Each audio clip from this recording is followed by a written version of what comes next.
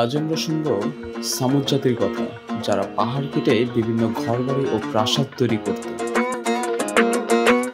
সামুদ জাতির শিল্প ও সংস্কৃতিতে পৃথিবীতে অপ্রতিদ্বন্দ্বী ছিল। আদ জাতির পর আল্লাহ তাআলা তাদের পৃথিবীতে সবচেয়ে বেশি সমৃদ্ধি দান করেছেন, কিন্তু তাদের জীবনযাপনের মান যতটা উন্নতির উচ্চ শিখরে পৌঁছেছিল, মানবতা ও নৈতিকতার মান তত নিম্নগামী ছিল।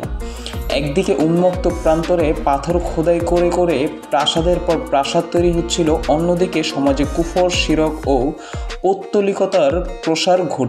ন্যায় ইনসাফ বলে সে সমাজে কিছুই ছিল না। অন্যায় ও অবিচারে সমাজ জর্জরিত হতে থাকে।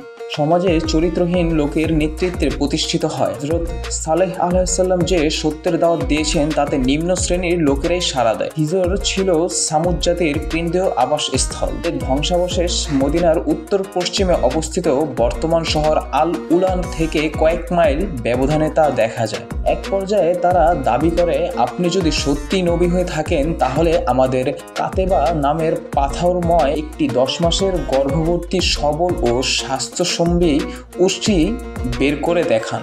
এটি দেখাতে পারলে আমরা আপনার ওপর ঈমান আনব। সালেহ আলাইহিসসালাম আল্লাহর কাছে দোয়া করেন। আল্লাহ কুদরতে পাহাড় থেকে একটি অদ্ভুত রকমের মাদি উট বের হয়। তা দেখে কিছু লোক ঈমান আনে, কিন্তু তাদের সর্দাররা ঈমান আনেনি, বরং তারা সে উটনিকে হত্যা করে ফেলে। এতে সালেহ আলাইহিসসালাম তার জাতির ওপর আল্লাহর আযাব নেমে আসার ঘোষণা দেন। তিনি তাদের সতর্ক করে দেন যে 3 দিন পরে আল্লাহর আযাব তোমাদের ধ্বংস করে দেবে। নির্ধারিত সময়ে আসমানি আযাব এসে অবিশ্বাসীদের চিরতরে নিশ্চিত করে দেয়। ইরশাদ হয়েছে, তারপর সীমা লঙ্ঘনকারীদের মহানাদ আঘাত করে, ফলে তারা নিজ নিজ গৃহে উপুর হয়ে পড়ে থাকে, ধ্বংস হয়ে যায়, যেন তারা কখনো সেখানে বসবাসই করেনি। জেনে রেখো, সামুদ জাতি তাদের প্রতিপালককে অস্বীকার করেছিল।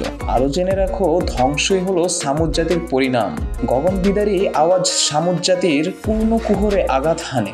সেই আওয়াজে তারা নিজ নিজ গৃহে উপুর হয়ে পড়ে থাকে। এক সময় সে জাতি পাহাড় ঘর নির্মাণ করত। পৃথিবীতে তাদের যে শক্তিশালী কোনো জাতি ছিল না।